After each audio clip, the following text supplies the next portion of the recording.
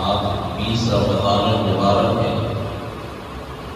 یہ وہ مبارک دن ہے، اسلام میں اس دن کی بڑی اہمیت ہے، اس لیے کہ اللہ تبارک و تعالیٰ نے آج ہی کے دن یعنی 20 رمضان المبارک کے ہی دن مکے کی سرزمین کو فتح کروایا۔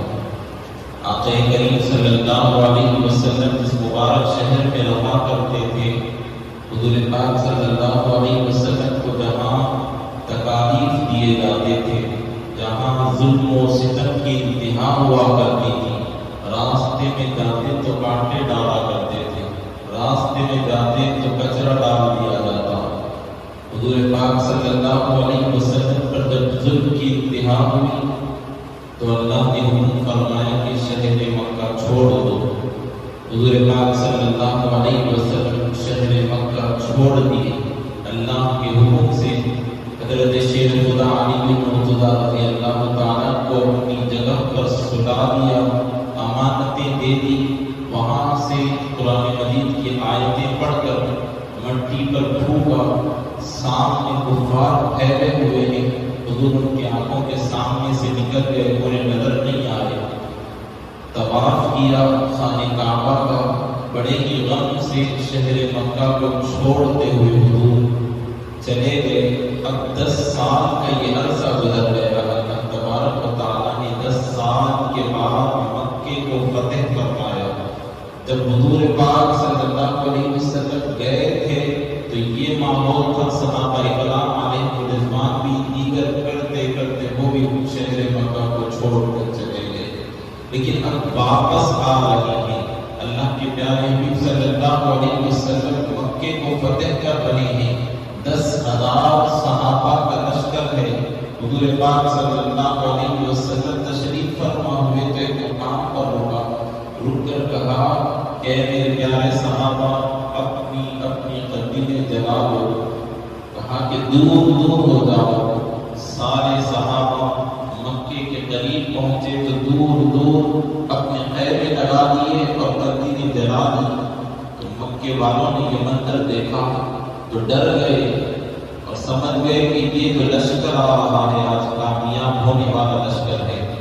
پھر وقت آیا، میرے اور آپ کے آقا صلی اللہ علیہ وسلم مکے کو فتح کرتے ہوئے مکے کے اندر داخل ہوئے تو وہ رونق، وہ کیفیت ہونی چاہیے تھی کہ مکہ آج فتح ہوا، لیکن لوگوں نے یہ منظر بھی دیکھا۔ حضور پاک صلی اللہ علیہ وسلم امامہ باندھے ہوئے ہیں۔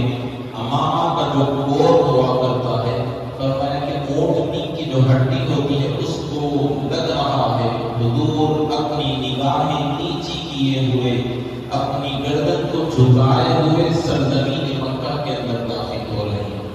لوگوں کو بتلایا کہ آج مکہ فتح ہوا ہے، یہ جتنے مکے کے اندر رہنے والے ہیں دشمن ہیں، چاہتے تو وہ آپ سے آتے، لیکن فرمایا کہ اسلام اس میں اجازت نہیں دیتا۔ مکے کے اندر آئے تو مکے والے کہے کہ آج ہماری خرابی کا دن ہے، آج جو حضور حکم دیں گے وہ ہمارے ساتھ کیا جائے گا، ہمارے سر آپ جدا کر دیے جائیں گے تن سے۔ لیکن حضور نے کہا کہ میں آج تمہیں معاف کرتا ہوں۔ سارے مکے والوں کو معاف کیا۔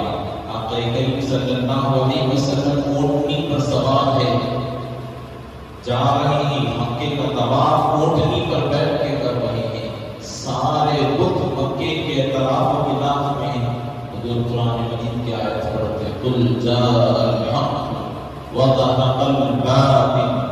جیسے ہی حضور آیت اس بت کو دیکھ کر پڑھتے بت گر جاتا، پھر دوسرے بت کو دیکھ کر پڑھتے بت گر جاتا۔ حضور نے آگے بڑھ کر کعبے کے دروازے کو کھول دیا۔